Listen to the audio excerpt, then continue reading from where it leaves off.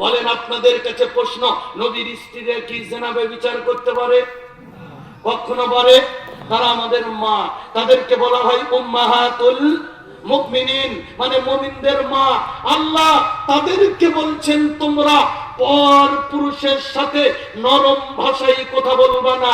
যদি নরম ভাষায় কথা বলো তাহলে কি হবে? জিনায় লিপ্ত হতে পারো।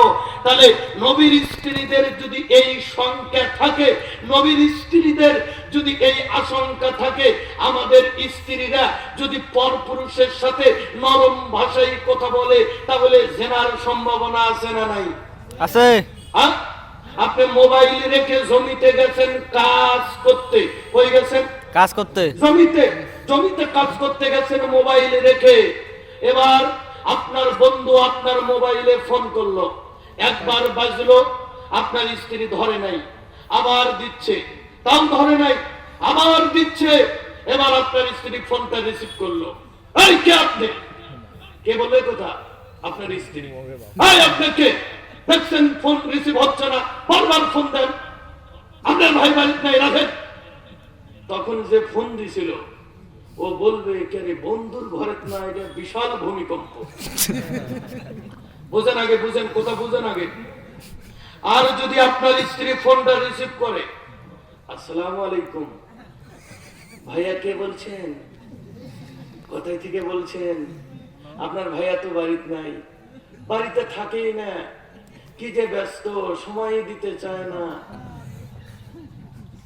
তখন এই যে পরপুরুষ যে আপনার ফোনে ফোন করলো, ওর অন্তরে পরকীয়ার প্রেম জাগবে, আপনার স্ত্রীকে ও পরকীয়া করবে। এটা আল্লাহ বলেছেন সূরা আহজাবের 32 নং আয়াতে। কারণ পরকীয়া করতে গেলে ডাইরেক্ট তো পারবে না, আপনাকে বলবে বন্ধু, মানে আপনার স্ত্রীর নাম্বারে যে ফোন দিছিল ওটা বলবেও না, গোপন বলবে যে ভাবির হাতের একদিনে রান্না খেতে চাই। বলবে যে আমি তো দৈনন্দিন তরকারি টিফিন ক্যারি করে আনি, খাও। বলছে না, ও হবে না, আমি বাড়িতে যে খেতে চাই। কেউ কি নিষেধ করবে বলেন? বলবে আগামী রবিবারে যে, আগামী রবিবারে গেছে, দাওয়াত খেয়েছে, যদিও তরকারি স্বাদ হয়নি, তারপরেও বলবে ভাবি বিশ্বাস করেন আমার জীবনে এত স্বাদের তরকারি খাইনি। আসেন না, কারণ এটা তরকারি না। ওই যে প্রথম ফোনে যে কণ্ঠের মায়া পড়ে গেছে, এই লুচ্চা ধাপে ধাপে আগাবে যে এরকম তরকারি জীবনে খাইনি। আর মেয়ে মানুষ তার রান্নার প্রশংসা করলে ও অর্ধেক তখনই পটে যায়। খাওয়া দাওয়া শেষ, বলছে ভাবি আপনি কবে যাবেন, ডেট দেন, খালি আমরা এসে খাবো, আপনি ডেট দেন কবে যাবেন। তো বলছে দেখেন ছোট বাচ্চা, শীতের দিন, আমি আর যেতে চাচ্ছি না।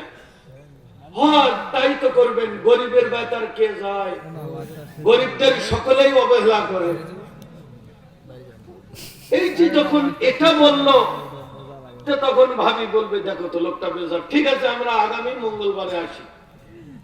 এরা আবার গেল, আয়োজন হলো, খাওয়া দাওয়া হলো, ওর পরে এবার এই ছেলে ওই মেয়েকে বলছে, যারা দাওয়াতে গেল, বলছে ভাবি কয়েকটা কথা বলি, আমার 3টা বোন, এরা থাকা না থাকা একই কথা।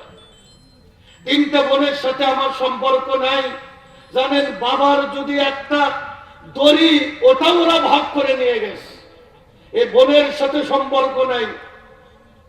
এ বলবে যে আমার ভাই, তারা আবার আমার সাথে কথা বলে না, যার কারণে এটা আমার বন্ধু, আর আমি বোন হিসেবে আজকের থেকে আপনাকে দিনী বোন বানাতে চাই।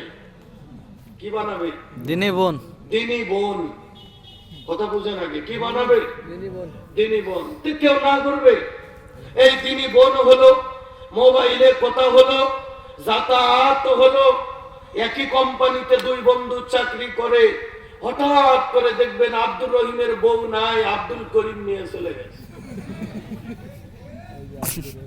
কিন্তু প্রথমে যদি ধমকটা দিত, ও কিন্তু পরবর্তীতে আর একটা নারীর কথা শোনেন, আপনারা তো নারীদের বক্তব্য শুনলেন, ওগুলো তো জানা বক্তব্য শুনেছেন।